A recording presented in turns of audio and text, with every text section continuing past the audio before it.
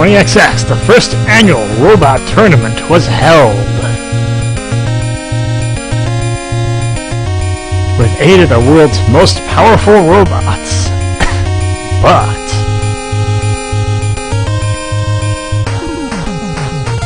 Mr. X, the sponsor of the tournament, took control of the robots and began to take over the world! Mr. X, why? It's time to tell you the truth. I have been manipulating that fool, Dr. Wily, from the beginning. But now I no longer need Dr. Wily's help. Come and face my power, Mega Man. We'll stop you. Follow me, Rush.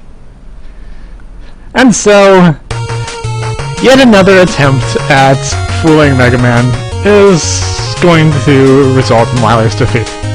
Oops, did I say that out loud? Hello everyone, Dr. Novocaine is in the house, and the prescription for today is Mega Man 6, the Special Weapons Run. God, it's been ages since I've done one of these. And no, I do not want to go through that. Now, this is going to be slightly different from your typical Special Weapons Run in that it's not going to be a pure one. Yeah, the special weapons in this game are lackluster and don't have exactly the most amount of ammo. So actually performing one is going to be rather difficult. For this reason, I am allowing myself unlimited use of the power and jet adapters as well. Of course, I'll try to use the special weapons more, but I will have those ready as fallbacks, because this game has no M-tanks, no way of restoring special weapons energy.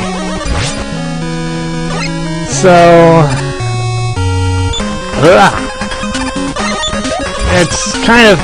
it'd kind of just be a pain to go through it like one of the other games.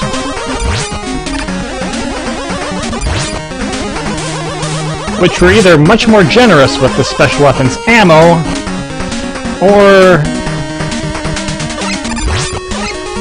were offered some way to recover special weapons energy. Ooh. So Mega Man 6.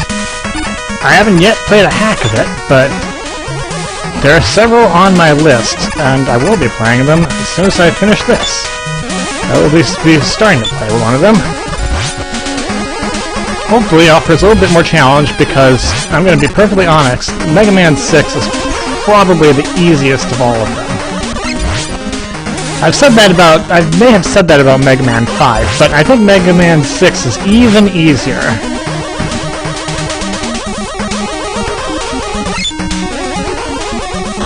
Which is quite kind of an impressive feat in its own right, because Mega Man 5 was not difficult at all. But yeah, so it's probably not going to give me the most challenge that you've seen me endure. Being a little bit more careful probably wouldn't hurt, but still. So, Flame Man stage. There's oil down there, and if flames hit the oil, it lights on fire. Environmental effects. The fire is instant death. The oil just slows you down and makes it hard to jump. And that stage is already over. And now it's time for Flame Man. Not a difficult boss. In fact, none of the bosses in Mega Man 6 are terribly difficult. This is maybe the biggest issue with the game. Extremely simple boss patterns. Extremely predictable. And of course, the Mega Buster doesn't help their matters either.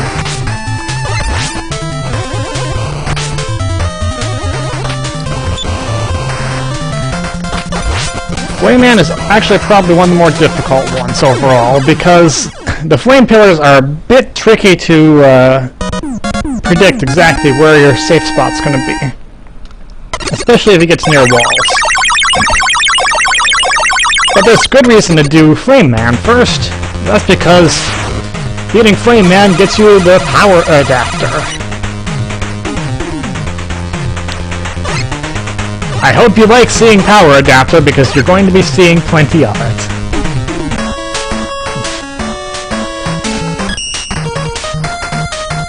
Now you see a little bit of Mega Man head up there.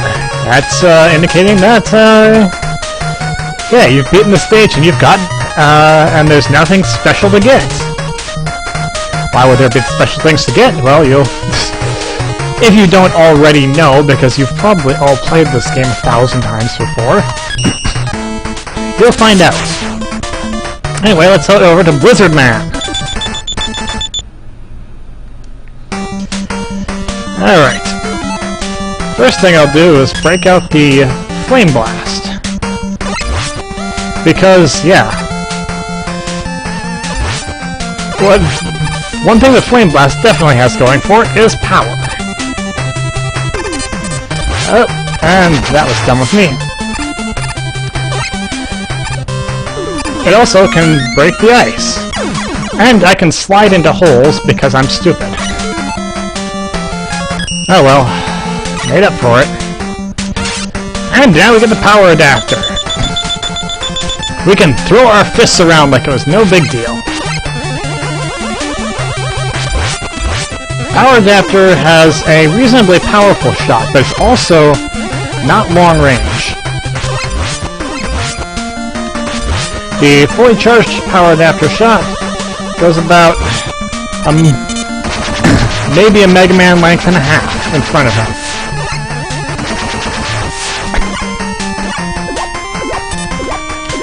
So if you want whoa! And I almost never remember to do that properly. There's an extra life in that broken, cracked block up there, but I almost never get it because I don't remember to hold the side. Anyway, power adapter is good for breaking the cracked blocks as well. We'll be seeing a bit of that. Whoa. Oh.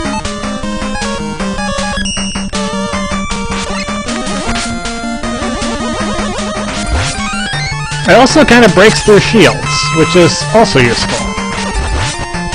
And those little curling iron enemies get knocked around pretty nicely by them as well.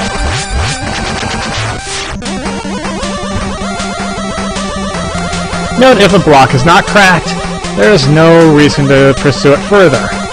So there's no alternate path up that I'm worried about, even though that ice block looks a little bit suspicious. Really want to take advantage of weapon energy where you can if you're doing a special weapons run.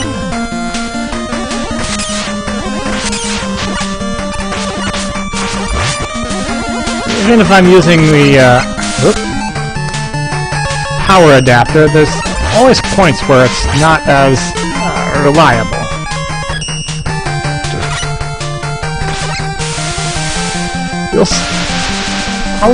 I'll ease up on that when I have a few more weapons to take advantage of.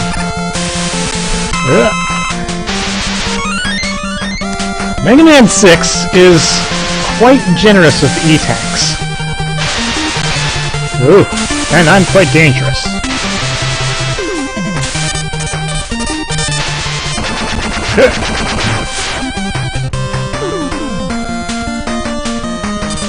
You have the jet adapter here, you can fly up if you fall down, but not... Whoa! Hey, extra life. So, unfinished thought. Let's keep going.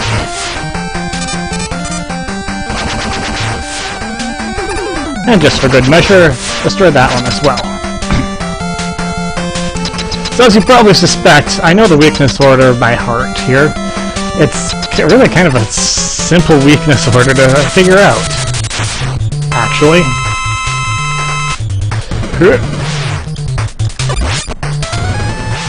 Speaking of simple to figure out, Lizard Man.